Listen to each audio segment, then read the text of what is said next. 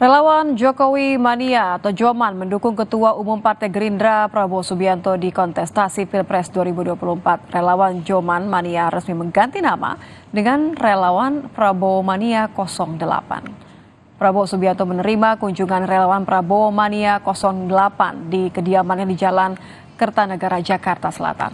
Dalam pertemuan tersebut, Prabowo dan relawan berdiskusi soal gagasan dan dukungan yang diberikan oleh relawan Prabowo Mania kepada Prabowo di Pilpres 2024. Ketua Umum Partai Gerindra yang juga Menteri Pertahanan merasa terhormat mendapatkan dukungan dari relawan tersebut.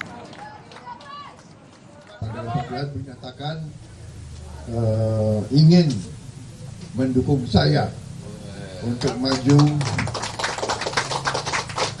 meminta mandat dari rakyat Indonesia untuk meneruskan perjuangan Pak Joko Widodo tahun 2024. Kita harus mengakui kepemimpinan Pak Joko Widodo berhasil,